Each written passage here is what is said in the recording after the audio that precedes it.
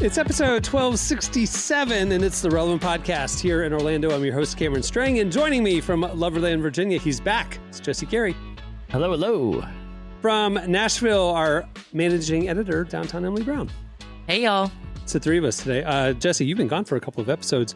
You just told us before the show started you were in Nashville and Franklin, right, ignoring Emily and Derek. So that was really nice. What a good I know. It was. I felt badly, but my schedule was very unpredictable. But I found myself wrapped with everything I needed to do one evening that I wasn't even expected to be there for. Okay, wait. You were wrapped. You had nothing to do, and you didn't text Emily. And you or Derek. Still were like, well, what if I ignored my? It was like 9 o'clock. It was like 9 p.m. It was like 9. Emily PM. goes. What time do you go to bed, Emily? Like 1 a.m. Thank you. Well, usually, but listen, I needed some unwind time, so I found myself wandering the streets of Franklin. You'd rather wander the streets of Franklin by yourself than hang out with your close personal friend, Emily. Listen, I was staying at a hotel right there downtown. I just needed to take a walk to kind of decompress before trying to go to bed. And it's a lovely downtown, but I got to be honest. I know Nashville and Franklin are very hip, upcoming areas, and I like them. But it didn't feel like I'm used to like maybe just like East Coast downtowns or like New York or Washington or even Orlando. Franklin felt like I was walking in a movie about Franklin. Like everyone, there was it didn't seem like that, like genuine kind. You know how like when you're walking in, you can go down one block and be like, oh, this block, this is a little interesting. Don't know what I'm getting into here, in different cities. I don't feel like Franklin has that. I feel like if Hallmark was making a movie about Franklin, about this, country singer who went out to LA and he's coming back to Franklin and he meets the proprietor of like a soul food restaurant that lived there. That could seem like it'd be a plot. Franklin would just be Franklin. Like it didn't feel like a real downtown, even though I know it was historical. Everything, even the way people dressed, it was too movie perfect. Do you get that impression? I haven't been there in years. I mean, I'm talking like 15, 20. I mean, like it's been forever. When I was last there, it was very much, my memory is like Gilmore Girls, town square kind of vibe. But then I've seen like quaint, small Southern town, historical buildings, like you said. But then I've only heard about like the growth of the area and so many people moving in. And so is it still that quaintness or is it like grown up or are there a lot more buildings now? It felt like there was a lot of buildings. I think here was my thing. I was looking for somewhere divey to go. You know what I mean? Like I didn't divey in Franklin. Yeah. Well, and that was the problem. It was like even something. It did. I'm not talking. I wanted to go somewhere sketchy, right? I wanted to go somewhere that had a game on. That I could get some French fries and something reasonably priced. That it does not exist in Franklin. Everything looks like, to your point, Cameron, the Gilmore Girls. Like, so it still is like that. It's like very much like small town. Yeah, yeah. Well, glad you made it. And I still haven't heard a clear explanation. If you want to go watch the game, why you didn't want to hit up Derek and Emily to join you, but whatever. Well, once again, we're all different types of friends here, Yeah, I had the game on. Anyway, well, we're glad you're back. We missed you. You came back for a good one. Matthew McConaughey is joining us today. Wow, good. He must have got the memo that I was back. He did. Yeah. And he happens to be releasing a book this week. And Matt, I call him Matt. Just call him anyway. Matthew. Good he's here. I call him Matty Mick. So that's coming up. We also, listeners, if you listened to last week's show, that we recorded in the middle of a very difficult national moment, and we decided to not lean into that last week. We decided to be an escape from that. We continue our mission and being an escape and a breath of fresh air. But because of that, our normal coverage at the intersection of faith and culture, a lot of those headlines didn't happen this week. The Emmys happened. We don't really care about talking about the Emmys. That's a week ago. And so there's not a whole lot of normal relevant coverage. So what we're doing is that today we were bringing back slices. We got your weird news. Thankfully, no matter what's happening in the actual news cycle, weird news is still always happening. So Florida exists. If you think about it. So that's coming up. And we have one has to go at the end of the show. All right, let's move things along. After this break, it's Slices. Today's podcast is brought to you in part by Mercy Ships. Globally, 5 billion people lack access to surgical care.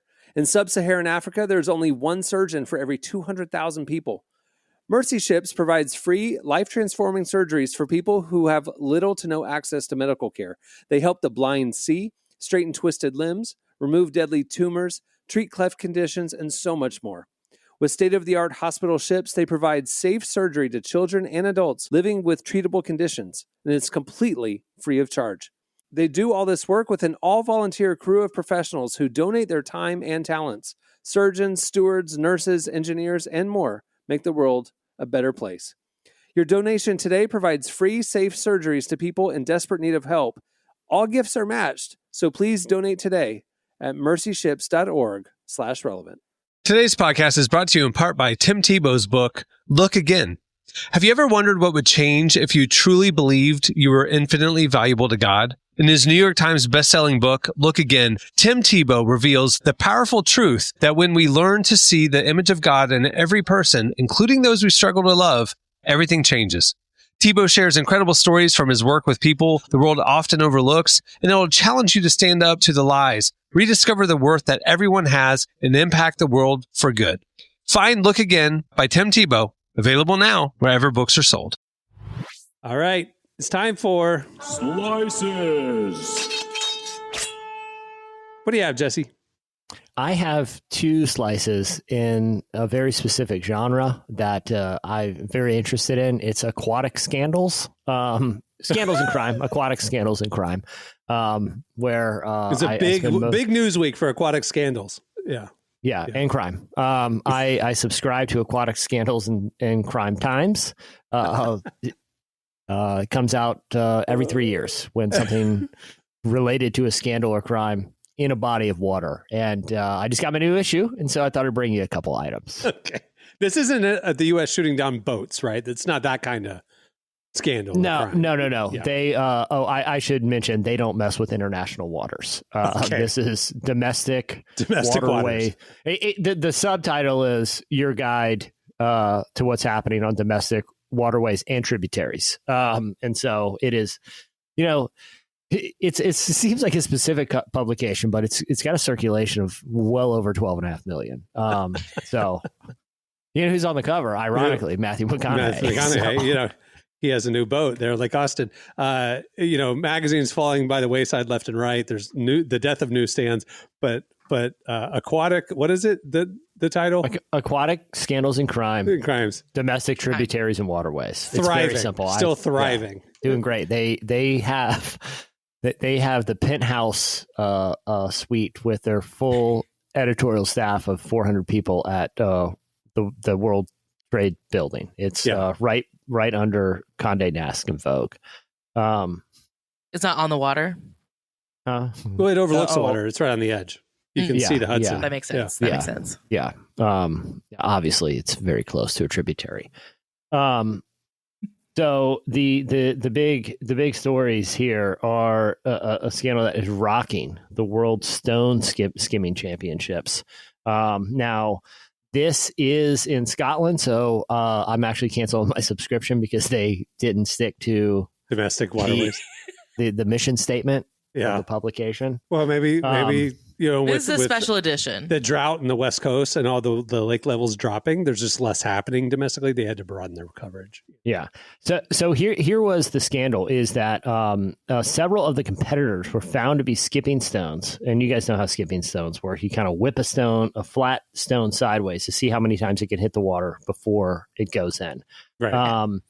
They found that several of the contestants appeared to have put artificial notches in their stones. Some even appeared to be smoothed by a machine.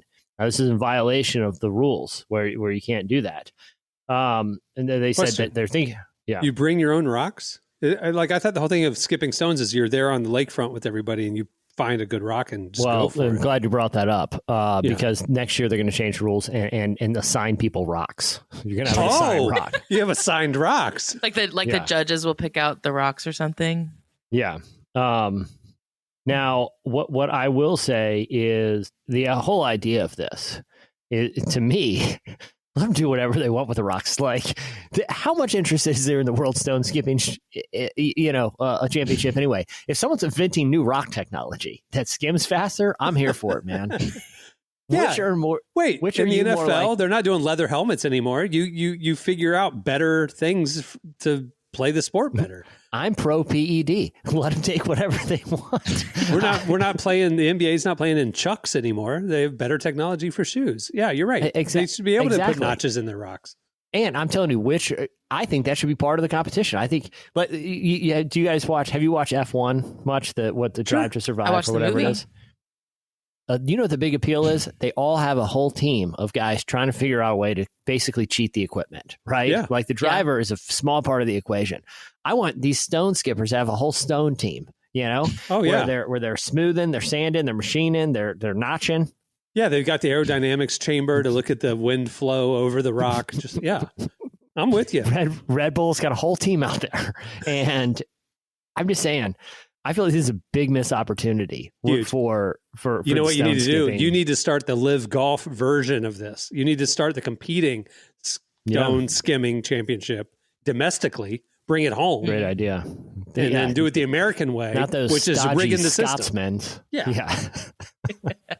Yeah, exactly. It's not like we're out there. It's even to your live golf thing. Even the PGA, they're not out there playing with wooden clubs anymore. This isn't Bagger Vance. This is we have Titleist. By the way, speaking of which, have you guys been to Top? Do you guys go to Top Golf?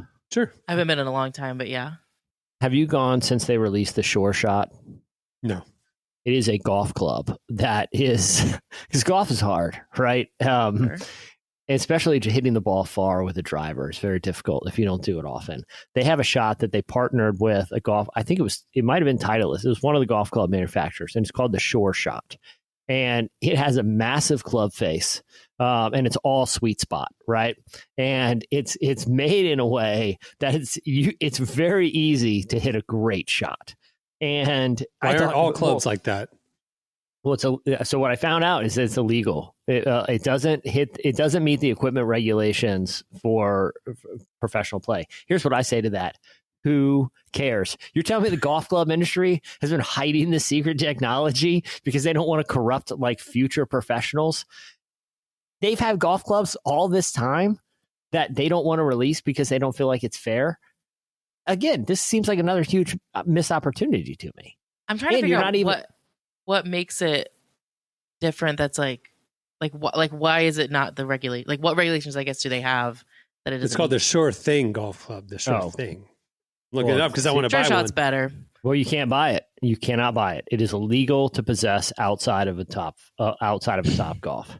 It was a collaboration between Top Golf and Callaway. That's right. And it's to make golf easier for beginners. It's a larger club face, shorter shaft, 20-degree loft to help players hit the ball more solidly and launch it into the air. It's only available at Top Golf. You're right. Not sold to the public. And trust me, I have done the research. I have thought about finding ways to sneak one out of there. And it wouldn't be a crime. I would leave what I think it would cost, which costs a good on manufacturing probably in $60. I would leave $60 like wedged into the couch cushions in that little area where you sit and wait your turn. They would know what it's for. Yeah. My conscience would be clear. And I'm going out there to the local public course, just smacking it. I can't believe they've been sitting on this technology. I actually am pretty upset at Callaway personally. That they've had this technology and haven't released it. And also, who cares that the pros can't use it? Let amateurs use it and enjoy the game more. Golf courses would have more business because more normal people would want to go play. Because it was like those basketball shoes. There was a basketball brand that came out a few years ago that had a shoe that had some sort of springing mechanism in there that they claim could add like 3 inches to your vertical, and the NBA outlawed them. Yeah, I feel like who cares? It's like, what about the amateur that just wants to get an additional 3 inches? Also, why would the NBA outlaw it in the sense of those guys can all dunk anyway.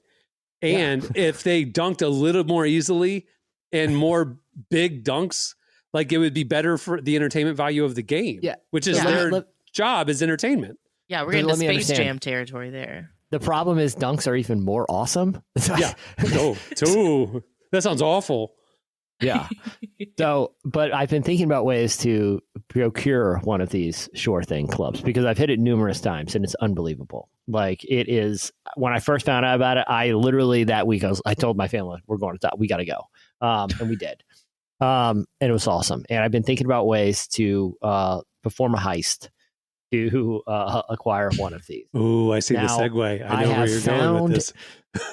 The key, what I found is the key is, they're just lying there out in the open, right? It's not like it's not like a razor at the drugstore where you got to go to the person and get them to open the little thing. They're just there. Okay. Right. So once you're in, it's not hard to get, it's getting it out. How do you do it? Okay.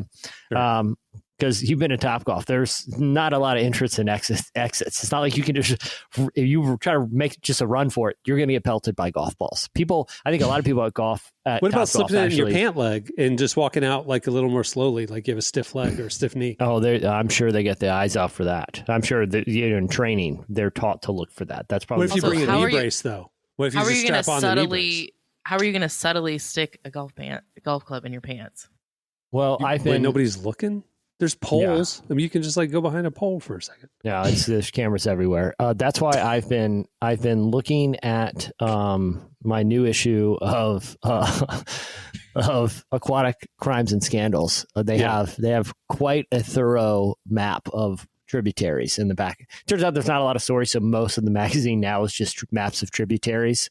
And I'm looking for a Topgolf near one because I read about this. Yeah. Yes. Yeah. Because I read about the story that happened, this massive scandal that happened in your hometown in Orlando at the acclaimed Paddlefish restaurant in Disney Springs, which is Cameron and Emily, for people, I know you both have spent time there. For people who aren't familiar with Disney Springs, just paint a little picture real quick. It's a big shopping and entertainment district. There's Cirque du Soleil and House of Blues. There's movie theaters, bowling alleys, but there's also like 300 stores and, probably 20 or 30 restaurants. And it's all around a big lake. And so it's like, they just named it Disney Springs. And it's just a great way to spend an evening. Yeah. When you're in town. And like a lot of those fun shopping center areas, they have like faux, thematic buildings and things. So it's not really a castle or like a log cabin, or it's not really a riverboat.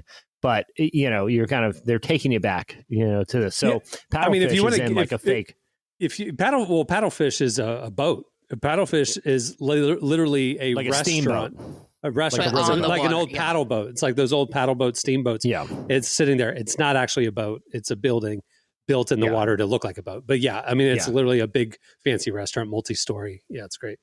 Well, that's where this particular incident happened. This is a restaurant that is in the water, and around midnight the other night, someone exited the water, full scuba gear, came into the restaurant, Paddlefish, stole the cash, and then made their escape. We don't know if it's a man or a woman, into the water, swam away. Ladies and gentlemen, the perfect crime had been executed. I do want to add, they have not caught this person. So it actually was. And they never will. That's the truth. I want to ask, Cameron, where were you on midnight on Monday? You described the detail of this building quite well. So because it's been there since the 70s. They've rebranded it a couple of times, but this building has been there. Yeah. Well, it's a good restaurant. I don't know if you guys remember the Arnold Schwarzenegger 90s action film, True Lies. There's a great scene where Arnold Schwarzenegger, who is like this super spy, infiltrates a dinner party. But the way he arrives is he scubas up to it and he unzips it. He's wearing a tuxedo under it. I like to think they're going to find the scuba suit. No wrinkles. because this guy, he pulled off the perfect True Lies thing where he like went to the bank of the little, artificial pond, unzipped, and he was in a full tuxedo, walked into some like dinner party and had a bunch of cash to spend. I don't know if they checked surveillance footage of people walking around in tuxedos. That's how I see this went down. What's interesting, you said it was at midnight, because Disney Springs is still open at midnight. Now, a lot of the stores close at 11 or 12, but there's bars and stuff that'll be open till 2 in the morning. So they did this with people around. I mean, that restaurant probably is closed at midnight, but because I think the other interesting aspect is like it's like if you walked into if you walked onto a construction site wearing a hard hat and a vest, you know, and made off with, I don't know, a power tool or something, you could probably get away with it because a lot of people are just like, I think he should be here. And someone walks into an aquatic restaurant in a scuba suit, and the last thing anyone's thinking is this person's here to rob the joint. Yeah, they're thinking, man, there must be a leak down below. Yeah. They're cleaning barnacles off the bottom of the rrestaurant, kind of a thing. He just came in to get a glass of water, help the guy. I mean, he's got a weird shift for that. I don't know why they're doing it at midnight, but because he's been here all day. No. Disney, dude, they have 24-hour shifts because they're not going to do maintenance and stuff while the parks are open. So if they need to do touch-up painting, if they need to do any maintenance, they do it overnight. So it actually would be pretty common that if you got to scrape the barnacles off the bottom of the restaurant, you're going to do it at the overnight shift. Yeah. Well, I like your thinking.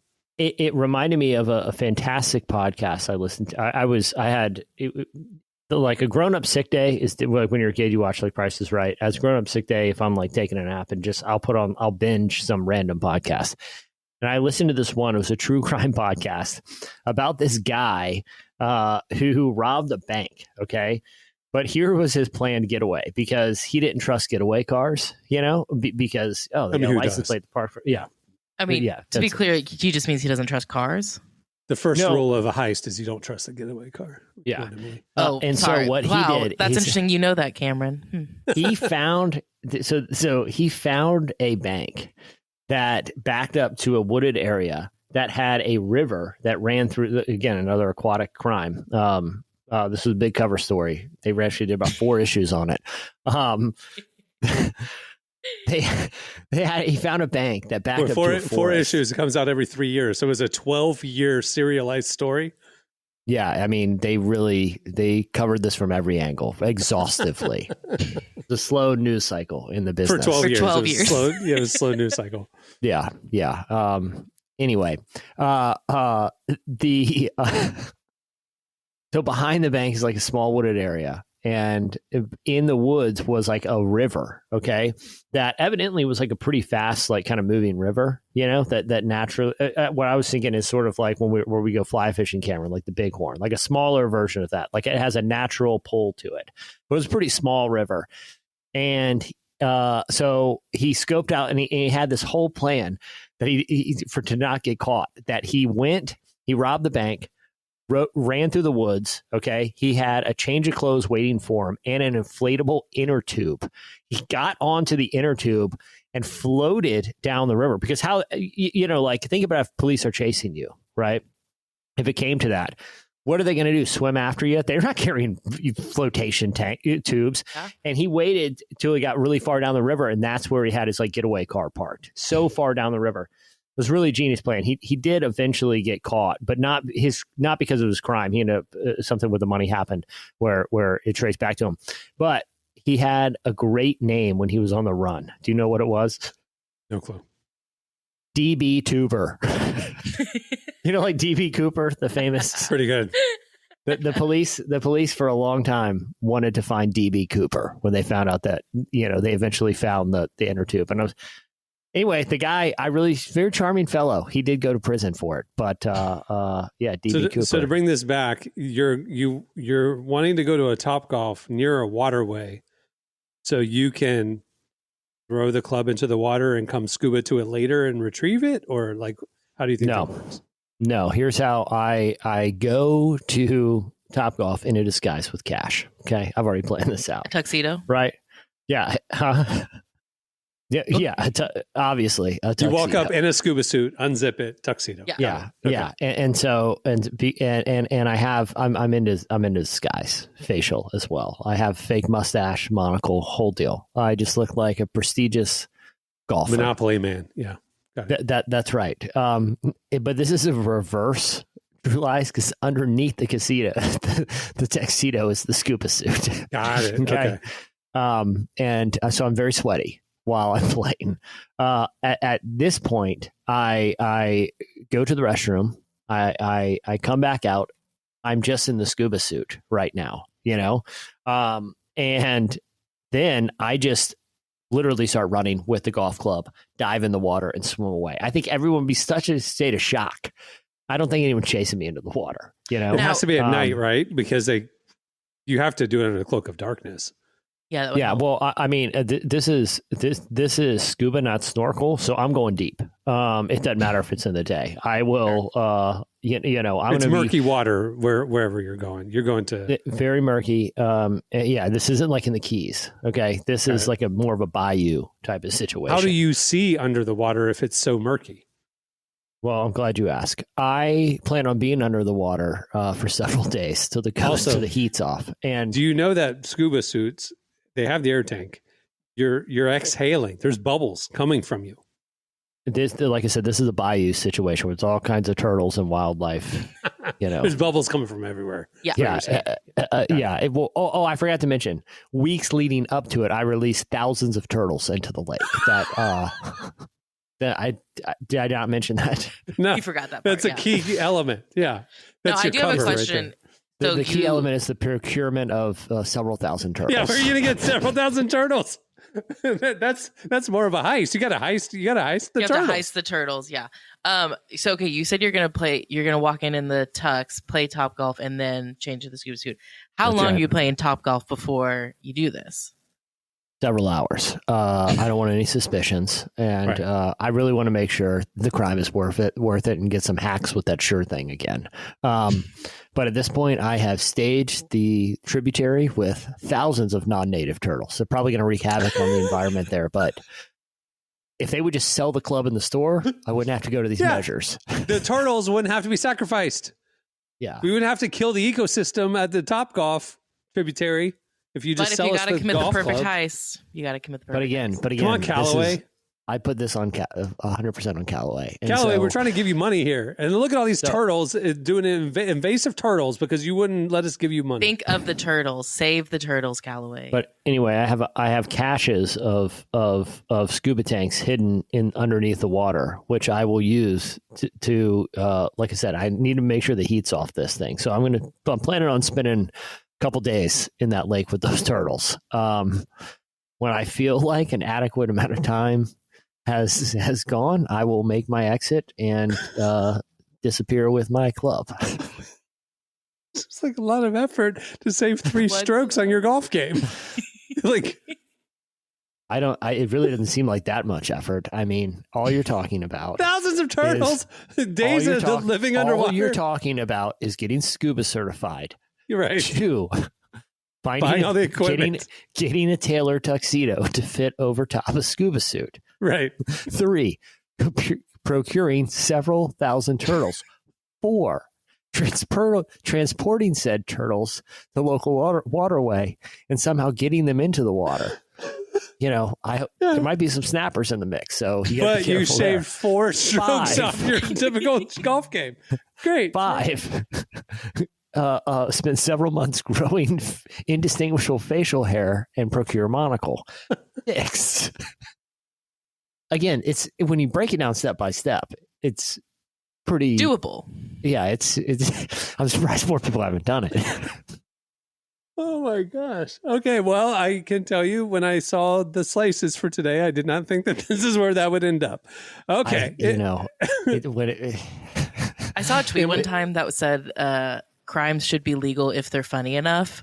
And I do feel like this one could fall into that. I was like, you know what? You put a lot of effort into it. I laughed. We'll let you off. Oh, that's good. I like it. All right. Emily, what do you have? I unfortunately don't have any more aquatic crime news to add. Jesse kind of took that beat. So sorry. I will be switching, though, to talking about 2 slices that cover media that meant a lot to me in my middle school years. So got that going for us. MySpace? No. That era or no? But yeah, that era of MySpace. I'm talking about LimeWire. Y'all remember that? You would download a bunch of songs / viruses to your laptop. Of course. That got me through college. Yeah. Well, got me through middle school. So they recently announced this week. One, LimeWire is still around. Fun fact. Two, well, that version of LimeWire, yes, has been dead. Is gone. But, yeah, it was found liable for copyright infringement. It was shut down, went bankrupt, and then the brand was resurrected by somebody else totally unrelated later, and now it's a crypto exchange platform. Yes. Fun. They turned it into an NFT service, which feels kind of right for the trajectory that they were on. Anyways, they announced this week that they were acquiring the Fire Festival brand, and the news release that they announced this, the title was LimeWire acquires Firefest brand. What could possibly go wrong? Two very broken brands are now one. What do they plan on doing with the Firefest brand? Are they going to have a festival? No, they did clarify that they were not bringing the festival back. They said Firefest became a symbol of hype gone wrong, but it also made history. They're bringing the brand and the meme back to life, this time with real experiences and without the cheese sandwiches. What that means, absolutely no one knows. Like, so it's basically, there's going to be like Firefest t-shirts and stuff. I think so. And they might have like events every now and then, I guess. Maybe it's like a crypto conference or something. Yeah. Maybe. They call it Firefest, ironically. Yeah. How much did they purchase the brand for? Is that in there? Because I know when the guy who went to jail, the owner of it, sold it in the last year. Right? Billy McFarland. Was it Billy McFarland? Yeah. Yeah. He sold it. Like it was like on an eBay auction or something. The brand and all of the assets, because he couldn't get Firefest 2 off the ground. And so his only last plea was, let me sell the brand. Somebody will buy it. And sold like on eBay for like $250,000. So somebody bought the Firefest brand 6 months ago for $250,000. And now LimeWire has acquired it probably from that person. But what I appreciate about this is less, what are they going to do with it? I appreciated the press release announcing the acquisition. Yes. LimeWire acquires Fire Festival. What could possibly go wrong? Great play. Whatever purchase price was worth it for that headline. Yeah, and the fact that NFTs and Ryan Reynolds are rolled into this, it just makes it even funnier. Even sweeter, yeah. There you go. Okay, the other one I want to talk about is there was a story in the Wall Street Journal this week that was all about how Paramount is like planning to revive cable with their new management, what it would look like across their channels like CBS, BET, MTV, things like that. But there was a stat in there that kind of shocked me to my core. According to Nielsen data, the median age of MTV viewers is 56 years old. 56. I have a lot of... I have theories, unless you want to... Please. What are your theories? Because I will say, I looked into what shows are currently running on MTV, and during the daytime, it is just ridiculousness. And then in the evenings, it's The Challenge, Jersey Shore Family Reunion, and reruns of The Jamie Foxx Show and Catfish. So I'm trying to wrap my mind around what 56-year-old is loving that lineup. One, it's just even who has access to the channel. It's someone who, one, still has cable, right?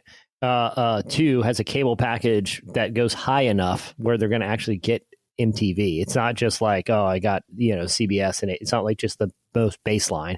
Someone that's paying for a package. And it's obviously someone whose technology somehow doesn't have like the menu on the remote, or they don't know how to use it, and they still flip through the channels, and they just get sucked in by prank videos on ridiculousness, and the channel just sits there. This is demented 60-year-olds. This is it's got to be the only demographic that still is capable of channel surfing and doesn't know there's a better way to consume. So I think that's my theory on the demographic. But it's the median age, though. I will say that the median. So median means for not the average. The median means that for every 20 or every 30-year-old watching, there's an 80-year-old watching. Right. And the median is 56. So what? I mean, that's like, to me, like, I agree with you, Jesse. My initial was, who still has linear television? It's older people. So that makes sense. But why are those people choosing to watch that channel when there's a Murder, She Wrote channel right next to it? Like well, it's because so they're strange. Surfing. Yeah. Or they punch the channel in with like the number, and they sometimes, oh, shoot. Oh, well, I guess I'll watch this. This guy is falling through a trampoline right now. It's a whole montage. Oh, you know what? That. To your theory, on the Jim and Pam's wedding, when they're at Niagara Falls, Pam's grandma was upset at the hotel because she couldn't turn off the Borat show. Remember? Yeah. Because she didn't know how to turn it off, and Michael turned it off for her. And she's like, I thought who would have their wedding at a place that would show this kind of filth. Now I know. Anyway, but that's your theory. She watched Borat. She was 90 years old. There you go. I think you're right. I would think the whole institution of MTV would probably have some value, not because of its channel. I don't know how valuable that is. I can't imagine it's that much. But I feel like the brand would still hold value. I feel like it has a degree of like cultural cachet that if let's say Ryan Reynolds would swoop in, in the right hands, I agree with you. I think like there's an opportunity for MTV to reclaim an influential role in pop culture. Yeah. I don't know what their leadership has been doing for the last 15 years. It makes no sense. Paramount is under, like, there's someone new who came in. So, like, the whole Wall Street Journal. The Ellison families. Yeah. So maybe they will decide that running ridiculousness from 5 a.m. to 5 p.m. is not the best strategy. But so Larry Ellison, the founder of Oracle, is now the richest person in the world as of last week. He's past Elon and everybody else. His son, who's 42, did Skydance. Skydance movie company. Skydance acquired Paramount. So in that acquisition over the last year, Paramount and Viacom, they own CBS and whatever. And so like it was dragged out because of the lawsuit with the administration and CBS and all this stuff. And the Ellisons are more conservative. So that's why they kind of settled everything, acquired CBS, acquired Paramount, and they have this big, huge empire now. Now they are going after HBO Discovery, Warner Brothers. They want to consolidate it all under one banner. So Paramount would have pretty much a lockdown of all cable, most movies, most streaming. That's not Netflix. And I just read that they're part of the new TikTok acquisition. So they'll own TikTok, all the channels of Warner Brothers, Discovery, HBO, and movie studios, Paramount Movie Studio, and all of the CBS MTV channels. It is an insane media empire that they will have likely within a year. But couldn't you see, like, if there's some enterprising new executive that is assigned to figure out MTV? That's what I'm saying. He's 42. I think he would want to revive that brand. Make it like a digital brand. You hire like Zane Lowe. You just buy out his Apple contract and say, look, you're going to be head of digital content. You're going to have you're going to launch all these awesome music There's still an appetite for the content that's music related. You could have like your own version of sort of like a Tiny Desk vertical on YouTube. But I mean, there is no, people love music really. You could do music documentaries, kill it right now. You could go to 10 artists and say, hey, here's the amount of money. We're going to produce a documentary about you. And you release one of those every month. Like, think about every time they release one on Netflix, it's like the biggest thing, Totally agree with you. There's such an appetite for music related, music entertainment, music television, quote unquote, MTV. MTV is such a nothing that the MTV VMAs, Video Music Awards, that they still do every year, didn't even air on MTV this year. It aired on CBS. I mean, that's what's insane to me is like the MTV channel is so worthless that the one property that they still have, they had to put over on CBS so people would actually watch it. The only time you see the MTV logo, MTV Studios produces Yellowstone. And so at the beginning of, No, it's MTV Studios. Studios. And so at any of this, what's his name? Taylor Sheridan. Any of those properties, 1842 and 1912 and all those shows, MTV Studios is before it, which has nothing to do with what MTV the brand represents. It's so weird to me. But, you were talking about Zane Lowe shows. Like this week, Netflix there was a report going around. Netflix is looking into starting to do like video podcasts on their streaming site, and I think that is something that MTV absolutely could do. Like they bring in Zane Lowe, they bring in these people that have been doing podcasts and interesting conversations with artists, and that's what MTV is now. That's what it used to be. Matt Pinfield, 120 minutes. That was basically a video podcast. It was guys it was Matt Pinfield would come on, bring a band in. They had no agenda. They just hang out, watch music videos, and talk about it. That was a huge part of their line. Even Kurt Loder, that was essentially like a TikTok video. It was a little 20-second, hey, here's what's going on with this band. Someone broke up, and it swiped to the next thing. It really was like a pretty interesting format. They had, you could even make a case that like some of their weird animation stuff with like Beavis and Butthead was versions of like viral videos. I mean, that's how people ingested their content, was in little, they were really a precursor to a digital outlet. If they just went back to that, they already had stuff that was the equivalent of what we were watching on podcasts and YouTube, you know? And all the money that goes into starting a new, brand platform, blah, blah, blah, just put into resurrecting that IP. I'm with you, man. 1,000%. Some of those MTV Unplugged performances were still great. stand up. Oh yeah. Loved those. And I'm with you. How do we get there? Oh, the median age of MTV is 56. Yeah. Buried in there you go. All right. That'll do it for Slices. To read a bunch of stories that aren't those, head over to relevantmagazine.com every day.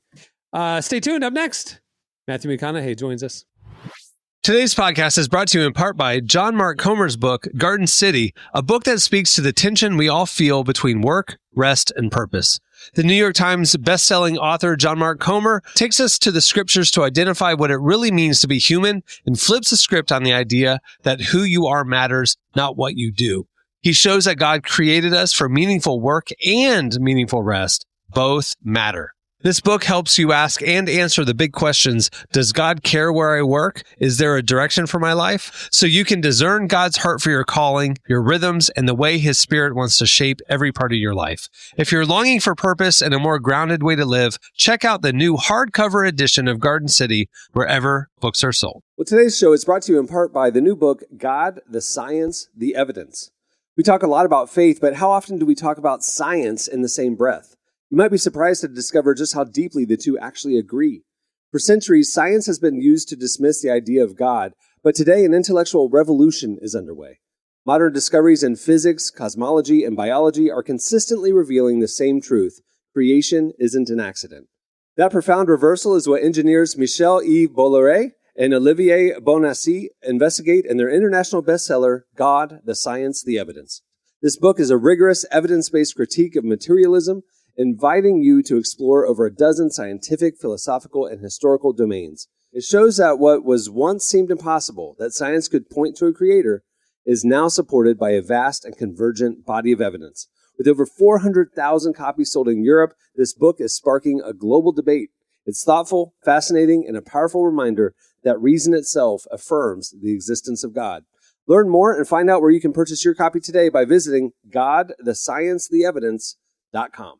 Today's podcast is brought to you in part by Erwin McManus's book, The Barbarian Way. Some books don't just inspire you, they confront you. The Barbarian Way, now celebrating its 20th anniversary, is one of those books.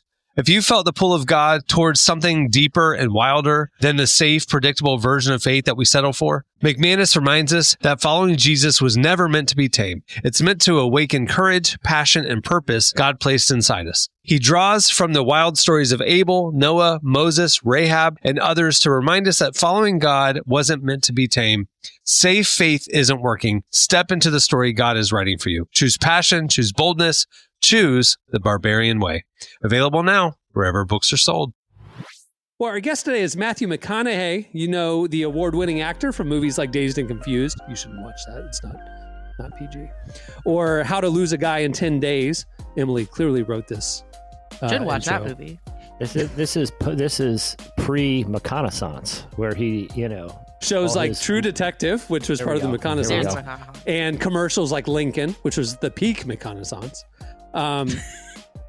But over the last few years, we've seen a shift in Matthew, and he started writing and speaking a lot more about his faith.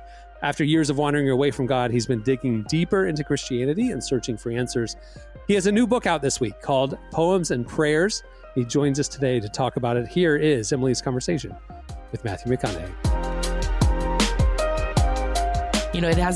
It's been 5 years since you released Greenlights. Why did you want to release Poems and Prayers right now? Because I started feeling myself having more doubts than I was comfortable with in my own faith, in other people, in myself. I started to find myself getting a bit cynical. And I've shaken hands a long time ago, and I told myself when that disease of cynicism comes around, which it does for all of us, especially with age, you stave it off, McConaughey. No, fight that back. That's an early death. Don't go there. Even though it can be popular and it can be clever, it's not. Don't go there. I think it's an early death that we can choose, cynicism. But I started feeling it creeping in for me. And I started seeing myself looking around at reality and leadership and people and not seeing as much as I wanted to believe in. And so I flipped the script on myself because I'm historically someone who does look to reality to find the dream. I think art emulates life, not the other way around. But with Poems and Prayers, I flipped the script and I said, look, if I'm not seeing it around me, maybe that has to do with my own perception, but I'm also think I'm seeing pretty clearly. And if I'm not seeing reasons to believe around me, let's go to the dream. Let's go to poetry. Let's go to the search for imitation of divinity through prayer and worship and start with the dream and keep that alive and believe that, can we bring that down here and make that happen? So I flipped it. I went to the dream. I'm going to the dream and saying, keep that alive and make that real in this life. Was there a specific moment where you realized, like, I've got to flip the script on this? No, there wasn't. It's just that I was feeling my head was heavy. I was getting extremely conscientious, academic almost, like heady, and not enough hearty, which is what prayer is actually engineered and based on, to worship, to have the humility to bend low and put our heart above our head. I think that is so beautiful, and to even non-believers out there to hear that like that. Oh no, it's engineered. It's not just some idea someone came up with. It's actually engineering. Physical engineering is a beautiful thing that could even make non-believers go, well, I got to get my heart above my head sometimes. Yeah. You know what I mean? Yeah. I could use some of that. Yeah. So what I noticed was that, and I think it was to relieve myself as much as the daily toil and reality was becoming hard for me to see the song in, see the rhyme in, see the poem in, of the living of life as I like it when that is where I am in my life. I was finding that at the end of the proverbial day, what I was writing were the poems and the lyrics and the prayers. And it was a relief for me from the arduous practical dealing with the day. Me going, wait, is this how everything is? No, I'm not ready to just raise the white flag and say, this is how it is. Everyone lying, cheating, and stealing, and I'm even doing it to myself. I'm not ready to say, hey, it's just how it is. And I think myself, as well as a lot of people I know, feel in a similar way. When you're looking around, you're going like, where's trust in all this? Where's integrity? Where's character? Where's the power of choice? Where's goodness? Where's good rebels? Because I sure do see a lot of people being rewarded very handily for winning at all cost, even if you cheated, lied, and stole to get it. And I'm not ready to say, there's no rules to how we treat each other and ourselves. I'm not ready to wave that flag. There are, and there should be. And I think we need to stand up for that and believe in that. Yeah. More than hope for that, believe in that and demand it of ourselves and others. You've talked about how while you were writing these, you were wrestling with just all these different areas of faith. I am curious, now that the book's written and you're talking about it now, do you still feel like you're wrestling with those same things, or do you feel like you have more clarity? Yeah, good question. I am still wrestling with them. But I'm slowly, I feel myself slowly, gradually, I'm not talking myself into it, as we know. That's not where the faith and belief comes to. Sometimes you got to put yourself in positions, but the practice, and I'm hearing myself say and do and feel things that I'm not writing. You know what I mean? It's come. So when it starts coming through me, and the practice of even, again, like I was saying earlier, the subject matter, to have this, I've been waking up, and picking out a poem a day and reading it and starting my day off and looking at this. And I'm seeing a different thing every day. Something different, a different line that goes, yeah, okay. Oh, I remember why I wrote that exactly like that word. That, it's kind of a daily form of going to church. Yeah. And I'm enjoying it, and I feel like anyone can ask me anything about it because I know what I know and I don't know what I don't. And if I don't know, I've got a very easy time going, man, me neither. I don't know. I doubt too. Still doubt. Is that okay? Does think God likes a trier? Yeah. I mean, I got that funny poem in there. What is it? Wrote a letter to God and said, hey man, I'm sorry. Will you forgive me? And God said, hey, thanks for writing, but I would rather you show up here sweaty and dirty in a hoodie than show up on time here and sweaty and in a hoodie than show up late in the tux. Oh, thank you. You know what I mean? So there's little spots of amnesty where my view of God is that God does have a sense of humor. God does appreciate it when I've had my agnostic years where I've been just attached to self-reliance and know it's all on me. Doesn't have anything to do with God. I've had those times in my life. My feeling is that in some way God was going, thank you for the courage to put your hands on the wheel, Matthew. Thank you for not just relying on fate. Now, you'll come back. You'll understand, but I'm glad you're taking this little venture where you got it all under control and it's all on you. I think God was appreciating that. Knowing, hey, you'll come back, which I did come back. But I think he appreciated that, oh, you, my child, you ran off the reservation. You go check out some other territories. Okay, way to go navigate. Well, good. You'll be back. Yeah. I'm curious, how do you feel like this book is going to speak into the things that people are wrestling with in this current moment? Belief. I think belief is in short supply. And I think we need it. I think everyone wants it and needs it. And I understand why it's in short supply. There's plenty of examples. You look around, turn on the damn news, check out your feed, go on any news site, any news you're getting. There's reasons not to believe in people, our leaders, each other, ourselves. And I'm saying, don't drink the Kool-Aid. Don't wave the white flag and go, so this is how it is. There's doubt. There's evil.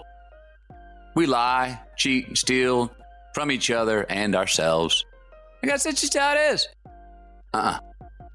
Don't quit believing in more. And if you're not sure what to believe in, first ask yourself what you die for. Don't ask yourself what you die for, who or what you die for.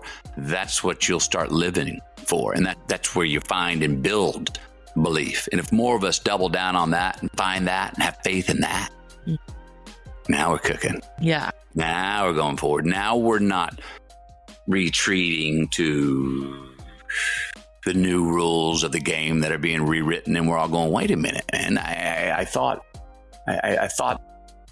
this dream, the American dream, had this pathway to get there, and I got there, and I went to kick it through the uprights, and you moved the goalpost.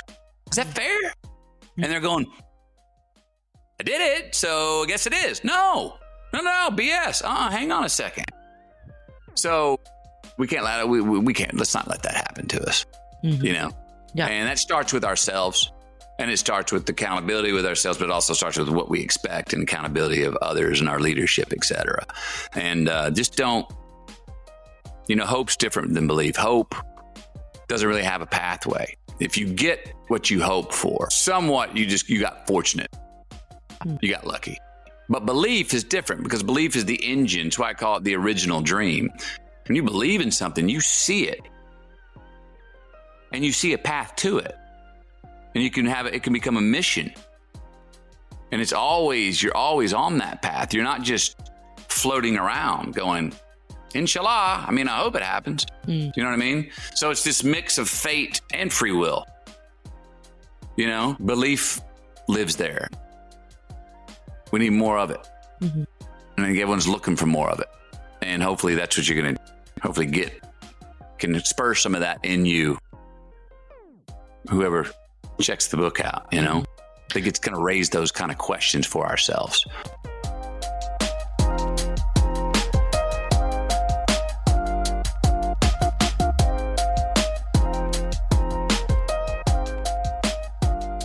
That was Matthew McConaughey. You can get his new book, Poems and Prayers. It's out now. Emily, you did a great job in that interview, although I still do regret not doing it myself. Jesse, we were going to do this. I was going to do the interview with Matthew, and I thought at the last minute, he's from Texas. Yeah. She nailed it. I was right. I wore Texas a U-T-shirt connection. just for him, and my dad is... How did he like that? That was the first thing he said. He asked if I wore it for him, and I was like, of course I did, Matthew. So we're best friends now. We're going to hang out. Did you talk Arch Manning? That one didn't come up. The disappointment of Arch Manning? Yeah. That we talked about other Texas things. Jesse, he went into a whole thing that he thinks that Arch Manning is turning into a Ben Simmons, Markelle Fultz situation where the pressure has got into his head. He's in his head. It's messing with his mechanics. It was a whole thing. Emily had to cut all that out. But about 48 minutes of the interview was him talking about Arch Manning's mental You're going to hear a 2-minute interview. Yeah. They just heard poems and prayers. Yeah. A lot of the prayers and poems are related to Arch Manning. It was like the muse for the prayer. The prayer ended up expanding beyond that, but the Arch Manning he did an prayer acrostic was poem. like, we need to intercede for Arch Manning was really the genesis. Which I want to be on record. I was a big, as Cameron knows, a big Markelle Fultz guy and a big Arch Manning guy. I think both of those are real talent. And Ben Simmons, I still think is a great defender. You might want to hitch your wagon to some different cars there. But. Listen, I get it. I'm just on record. I'm still cheering for Arch Manning. I want him to succeed. That's all I'm going to say. All right, stay tuned. Up next is One Has to Go. Well, today's podcast is brought to you in part by the new book, Confessions of a Christian Alcoholic. Author Jonathan Seidel knows firsthand how even believers can get stuck in shame and destructive habits, especially when it comes to one of society's biggest obsessions, alcohol. In Confessions of a Christian Alcoholic, he details his spiral into disordered drinking and shares the 4-step process he eventually used to break free. There's hope for alcoholics who become Christians and for Christians who become alcoholics. Find Confessions of a Christian Alcoholic wherever books are sold. What if you could change a child's life with just $10? Right now, thousands of vulnerable children in East Africa are suffering from jiggers. It's a painful, preventable parasite that burrows into their feet. Soul Hope is the only organization treating it through foot washing, medical care, and durable closed-toed shoes that protect kids long after treatment. $10 may not seem like much in today's world, but when we come together, those small gifts add up to big change. Join the 10 for 10 campaign. $10 protects 10 small toes. Visit soulhope.org/10 to give now. One small gift makes a big difference. Again, that's soulhope, SOLE, hope.org/TEN. Okay, it's time for One Has to Go. You know the rules. I'm going to give you 4 things. You tell me which one has to go. That's all it is. Jesse, you're up first. All about the Benjamins. We got Benjamin Franklin, Benjamin Affleck, Benjamin Stiller, and Ben and Jerry's. One has to go. Listen, I love Ben and Jerry's ice cream, but I feel like not more than I love those guys. And there's a lot of ice creams out there. So sorry, Ben and Jerry's. Love it, but not more than our. We gotta go. It is kind of overrated, to be honest. Did you see Jerry just resigned 2 days ago? I did. Yeah, he resigned from Ben and Jerry's. It's just Ben now. So well, unless they hire someone that's also named Jerry for his spot. Wanted new Jerry. Jerry Stiller. Oh, he's dead. Never mind. His title at the company is just Jerry. They swapped the face on the Jerry. Yeah, they swapped the face on the logo. Just preferably a Jerry that looks like this. But it was Jerry Seinfeld with Ben. I could see that. All right, Emily, Saved by the Bell. Bell is in quotes. So Saved by the Bell, Taco Bell, Kristen Bell, or doorbell cameras. One has to go. I kind of can't look at Jesse when I say this. I'm going to get rid of Taco Bell. With nothing. He's at a loss for words. He's so disappointed. Yeah, and one of my least favorite inventions ever is the doorbell camera. Why? What do you have against that? What are you talking about? Dude, I was in a meeting the other day. I was on with Emily, and literally my doorbell rings. And I'm in the meeting. I just pull up my doorbell camera and I look, and I saw it was a guy with a clipboard standing there. So I knew it was clearly a sales guy or petition guy. Obviously didn't go to the door. Had I not had the doorbell camera, I would have been duped into some sales pitch. How do you not love the doorbell camera?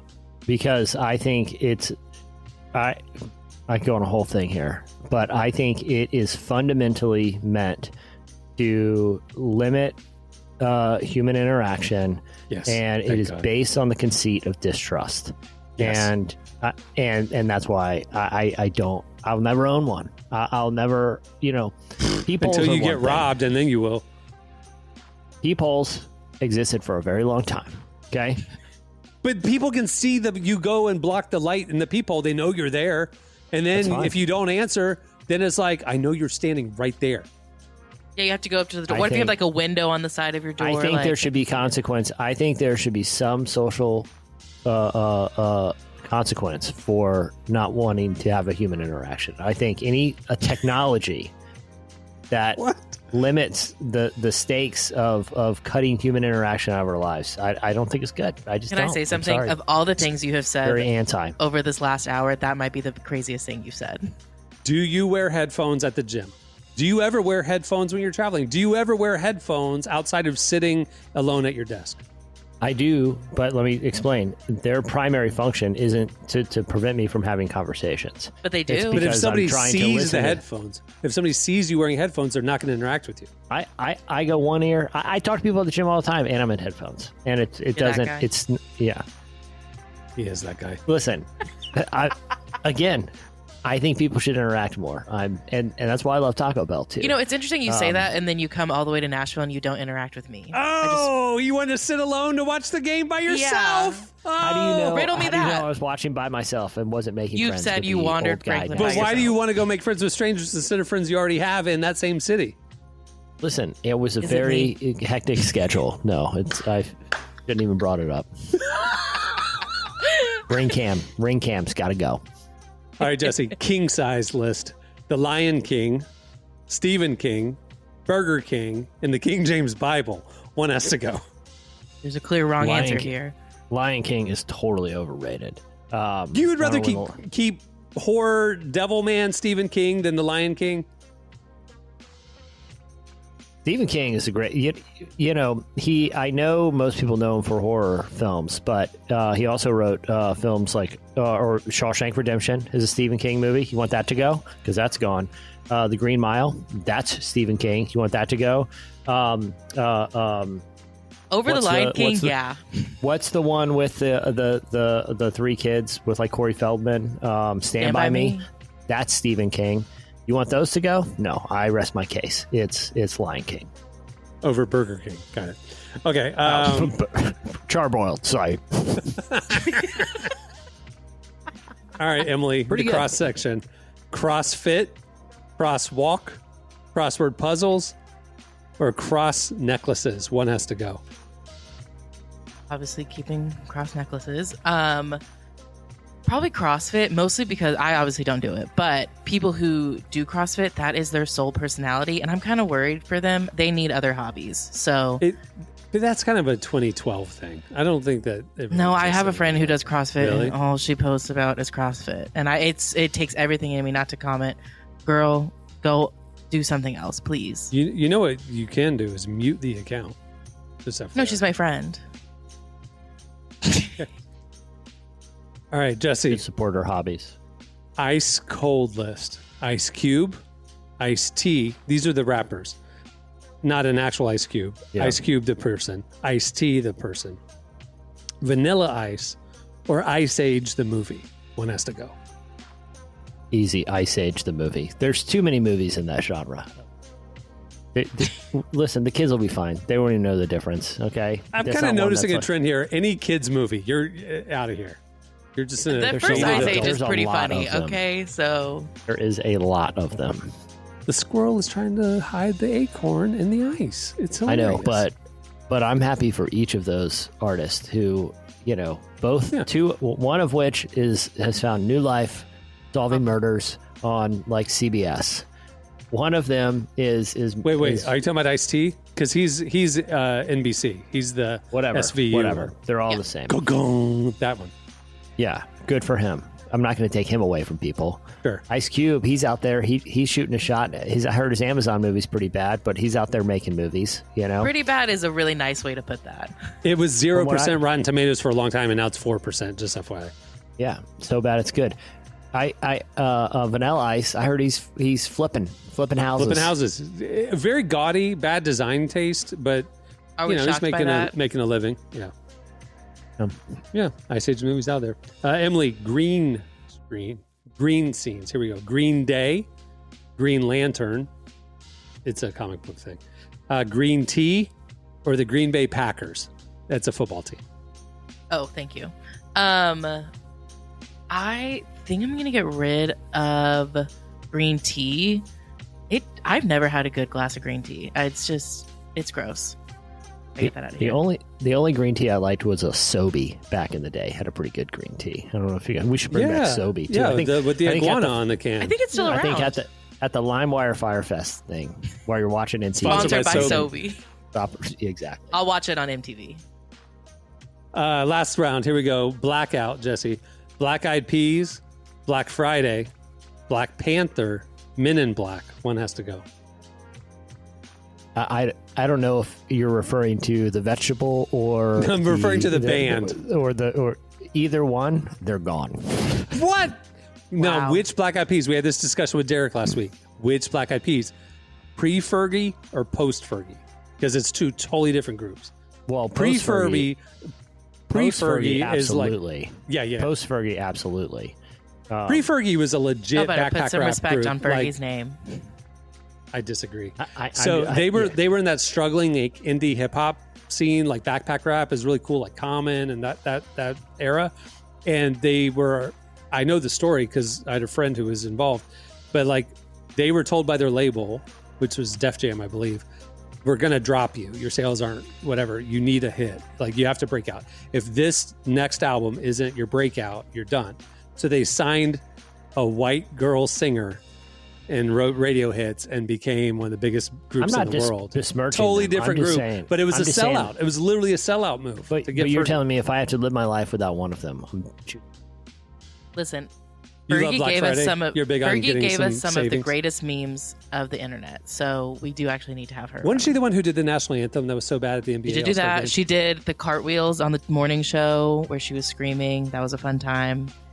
Done a lot of good things. Okay, I like that she's out there, taking swings. Not boring. Good for her.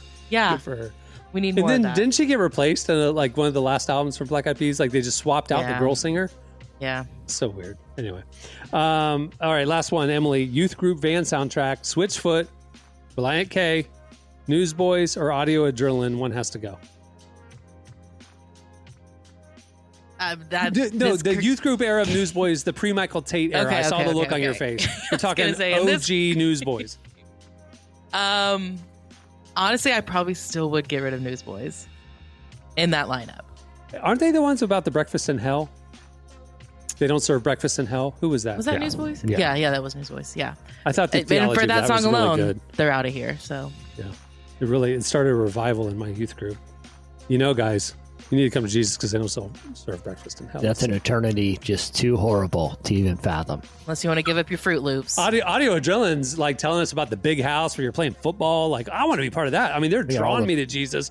Newsboys is like, there's no breakfast in the bad place. So it's like fear mongering.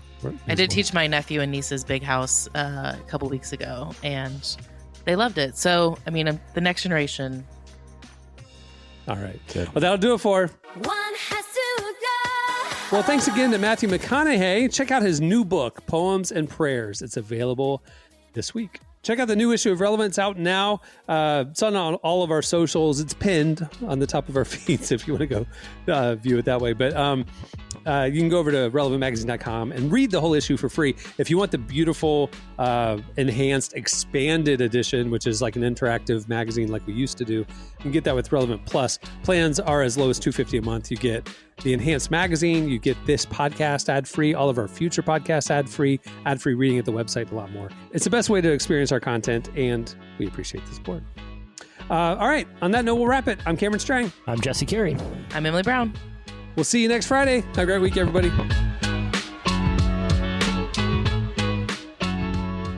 Thanks for listening to the Relevant Podcast. For the latest at the intersection of faith, life, and culture, make sure to check out relevantmagazine.com. And while there, click over to issue 117 of Relevant. The new digital issue is packed, and you can read it for free. If you want our enhanced magazine, as well as ad-free reading at the site and ad-free versions of our podcasts, sign up for Relevant Plus. Plans start as low as $250 a month, and it's the best way to experience our content.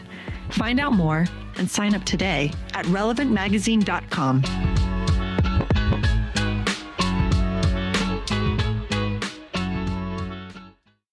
So I'm planning on spending a couple days in that lake with those turtles.